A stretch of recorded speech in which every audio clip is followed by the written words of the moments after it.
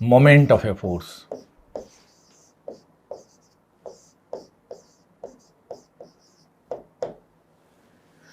Moment is nothing but turning effect produced by a force, rotational effect produced by a force.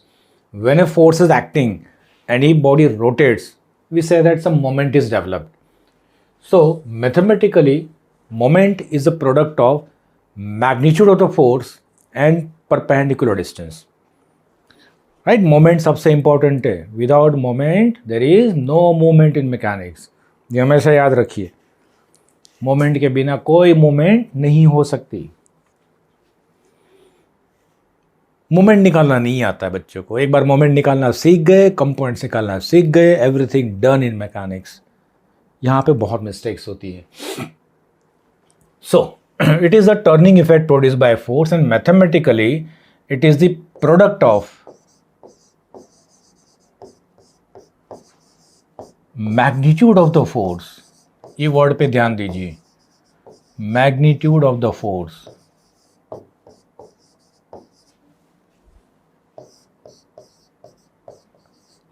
And perpendicular distance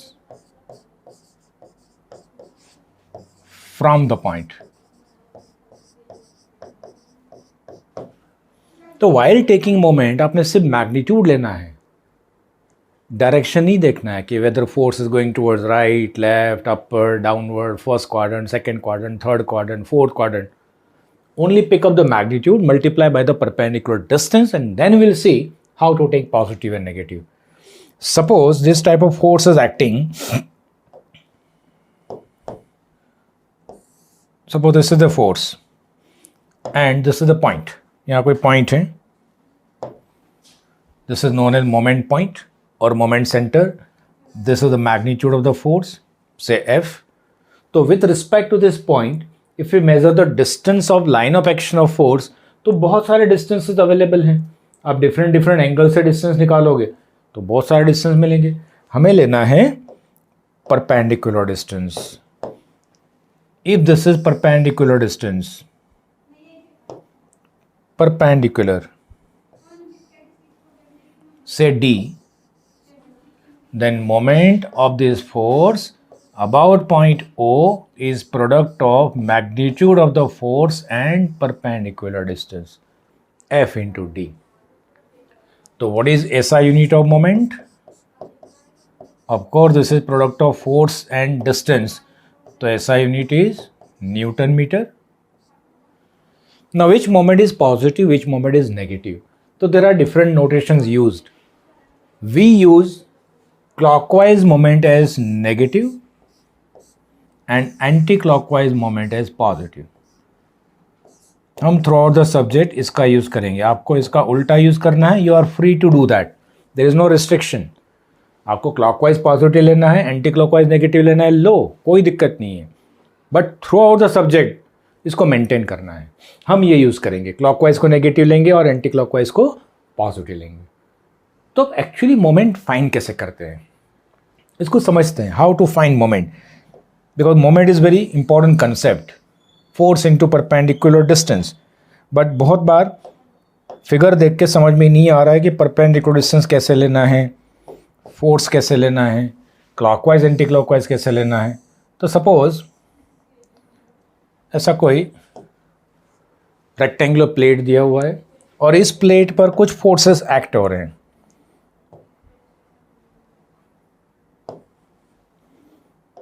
इस plate पर कुछ forces act हो रहे हैं.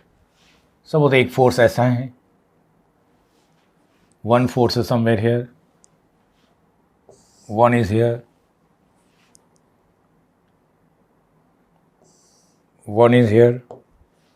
ऐसा कुछ फोर्सेस दिए हुए हैं और हमें सभी फोर्सेस की मोमेंट कैलकुलेट करनी है. Suppose this angle is theta, this is given 4 meter, this is suppose 3 meters, this point is A, this is B, C and D. We want to find moment of all the forces about point A.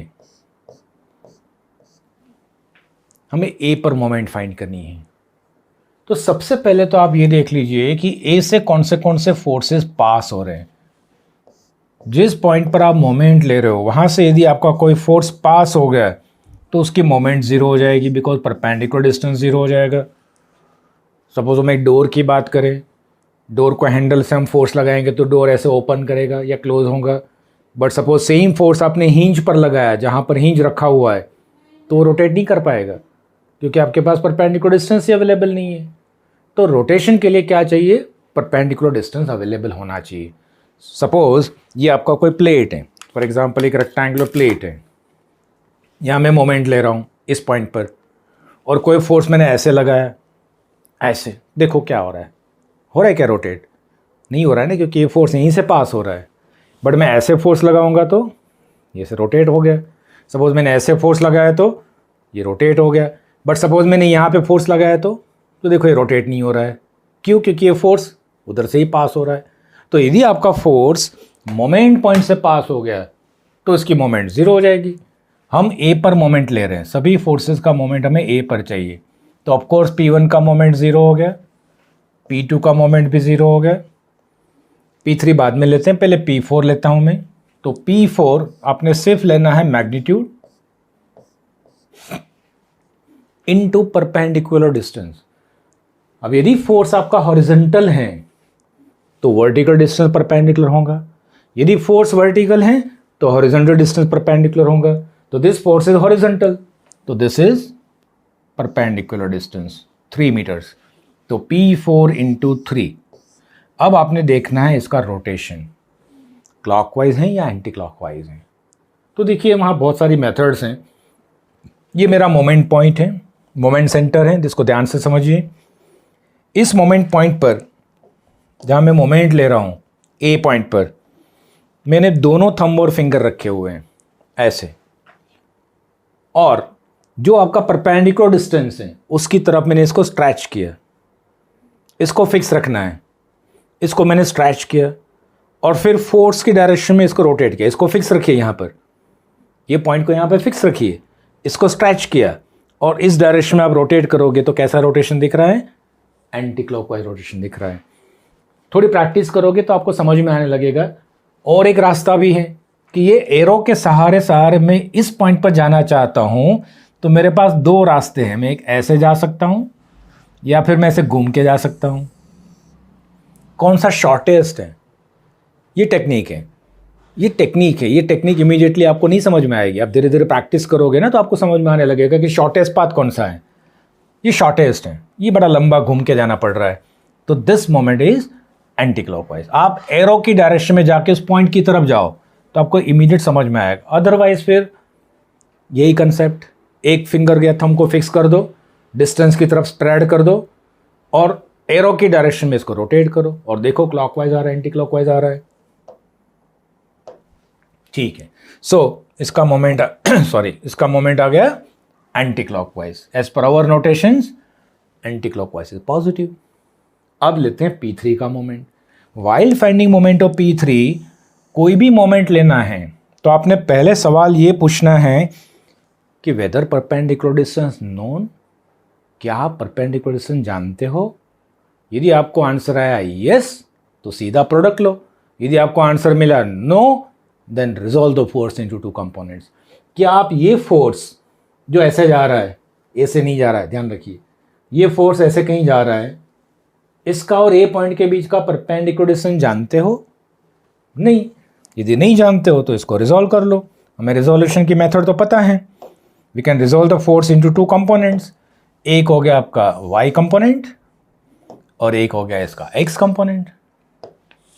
Components को क्या नाम देंगे? ये हो जाएगा आपका P3 cos theta, this is P3 sin theta, and this is the reason मैंने आपको उस टाइम बोला था कि कंपोनेंट में माइनस नहीं लिखोगे। फिगर में कभी भी माइनस मत लिखो, गलत हो जाएगा, मोमेंट आपकी गलत हो जाएगी। चलिए, अब ये दो कंपोनेंट्स में से कोई भी कंपोनेंट ए से पास हो रहा है, नहीं हो रहा है, तो दोनों की मोमेंट लो 1 by 1। पहले मैं इसके ले रहा हूं P3 साइन थीटा इनटू, ये फोर्स कैसा है, वर्टिकल है, तो हमें चाहिए हॉरिजॉन्टल डिस्टेंस। तो ये फोर्स का ए पॉइंट से हॉरिजॉन्टल डिस्टेंस कितना है, 4 मीटर। और इसको आप ए की तरफ घुमाइए तो रोटेशन कैसा आएगा, एंटी क्लॉकवाइज, राइट। फिर इसकी मोमेंट लेते हैं, P3 cos थीटा, ये लेफ्ट जा रहा राइट जा रहा वो नहीं देखना है, मोमेंट लेते समय सिर्फ मैग्नीट्यूड लोगे आप, है ना। मैग्नीट्यूड के साथ परपेंडिकुलर डिस्टेंस मल्टीप्लाई करोगे, मैग्नीट्यूड के साथ परपेंडिकुलर डिस्टेंस। मैग्नीट्यूड है P3 cos theta, perpendicular distance हो गया 3, force horizontal, vertical distance perpendicular.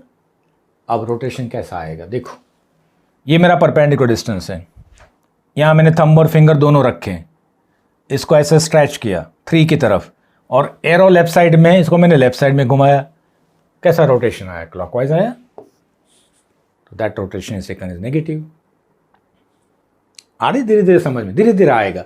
एक 2-4 क्वेश्चंस करेंगे ना मोमेंट के तो आपको समझ में आने लगेगा कि how to take the moment. और एक एग्जांपल लेते हैं,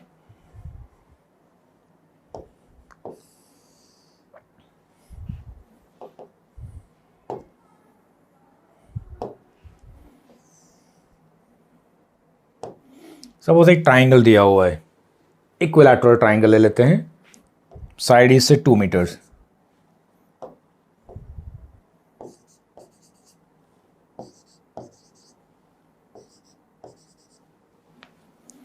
ABC,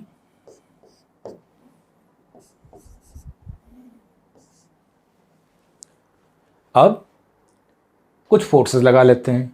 सपोज फोर्सेस हमारे एक्ट कर रहे हैं along the sides of this triangle.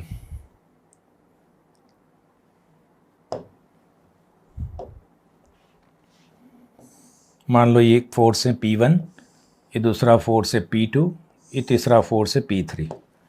ऐसे 3 फोर्सेस एक्ट हो रहे हैं। नेम द फोर्सेस से P1, P2 and P3.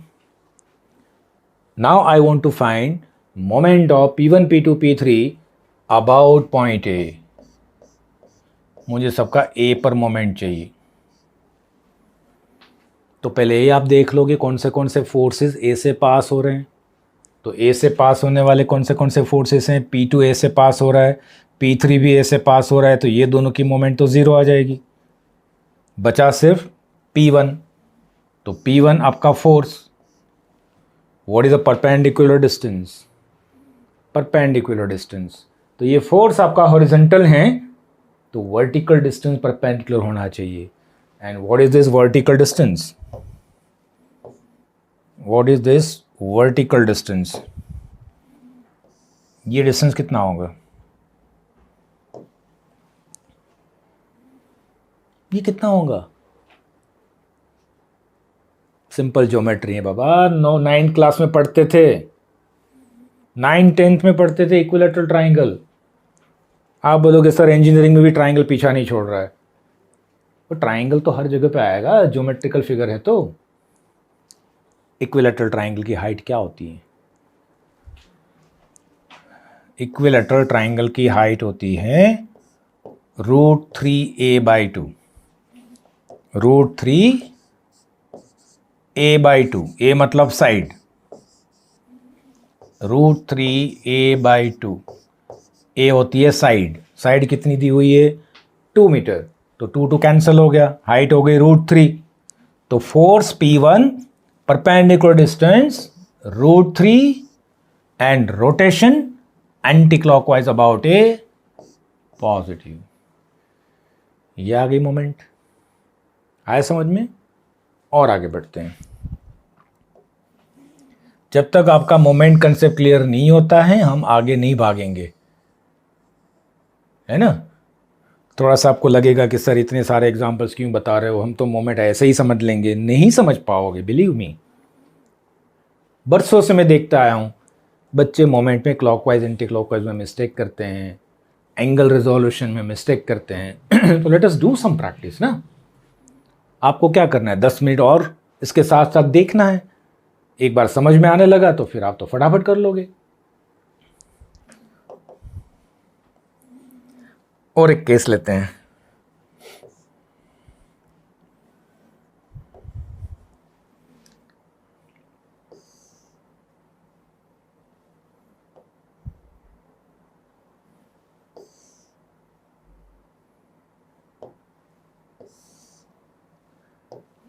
चलिए, ऐसा कोई स्ट्रक्चर दिया हुआ है और यहां पर कोई फोर्स एक्ट कर रहा है।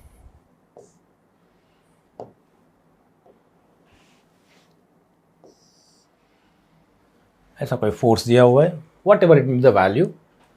ये डिस्टेंस आपको पता है, मान लो 10 मीटर। ये भी दिया हुआ है सपोज 10 मीटर्स।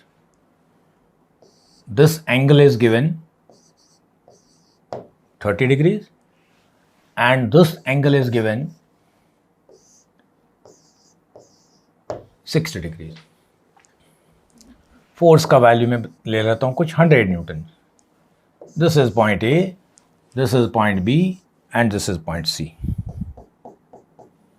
ऐसा कोई स्ट्रक्चर दिया हुआ है, हमें मोमेंट चाहिए सी पॉइंट पर। ये फोर्स के सी पर मोमेंट चाहिए, बी पर भी निकालेंगे, पहले सी पर निकाल लेते हैं। तो सी पर मोमेंट निकालने के लिए पहले तो हमें इसको क्या करना पड़ेगा, रिजॉल्व करना पड़ेगा, क्योंकि ये फोर्स का इसके साथ हमें परपेंडिकुलर डिस्टेंस पता नहीं है, तो इसको रिजॉल्व करना है। अब रिजॉल्व करना है तो पहले एक्सिस चूज करो। एक्सिस हम क्या लेते हैं, एक्स हॉरिजॉन्टल ले लो, वाई वर्टिकल ले लो। ये तो आपके ऊपर, आपको क्या चूज करना है। एक बार आपने एक्स और वाई चूज कर लिया, आपने देखना है फोर्स का एक्स के साथ angle. This is our X axis, this is our X axis, this is our Y axis. Force का एक्स के साथ एंगल कितना है, तो ये 30, तो ये ऊपर वाला भी 30,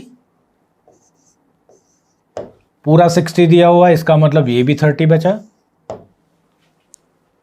है ना। ये 30 है तो ये 30 है, तो टोटल 60 है तो ये 30 हो गया। अब आपका फोर्स x के साथ 30 का एंगल बना रहा है, तो क्या हम इसको रिजॉल्व कर सकते हैं।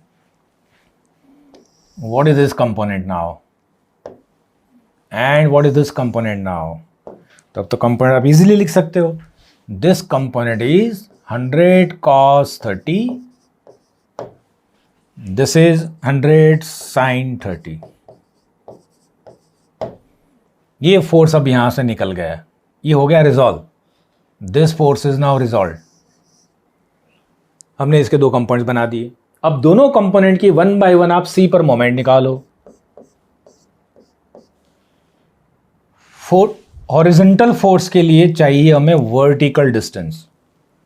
तो पहले तो ये तो 10 मीटर हैं, ये कितना होगा यहां से यहां तक का। तो क्या आप ये राइट एंगल ट्राइंगल यूज करके ये दोनों डायमेंशन फाइंड कर सकते हो। What is this dimension, 10 cos 30। What is this height, 10 sin 30। 10 sin 30 का मतलब हो गया 5 मीटर, तो ये हो गया 5 मीटर, ये हो गया 10 मीटर, यानी यहां से यहां तक का आपको डिस्टेंस पता चल गया 15 मीटर्स। देखो मैकेनिक्स में ज्योमेट्री का बहुत ज़्यादा यूज आएगा। आपको dimension, angle, right angle triangle का property, tan theta, sin theta, cos theta, sine rule, cosine rule, then Pythagoras theorem, isosceles triangle, equilateral triangle, at least इसकी प्रॉपर्टीज याद होनी चाहिए। चलिए कोई बात नहीं। 100 cos 30 आपका फोर्स है।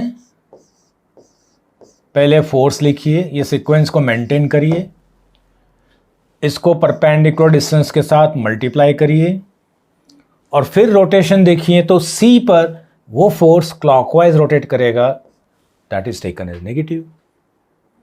फिर ये फोर्स लेते हैं। देखो सीक्वेंस ध्यान से देखिए, मैं क्या कर रहा हूं, पहले मैग्नीट्यूड लिख रहा हूं, फिर परपेंडिकुलर डिस्टेंस लिख रहा हूं, फिर रोटेशन देख रहा हूं।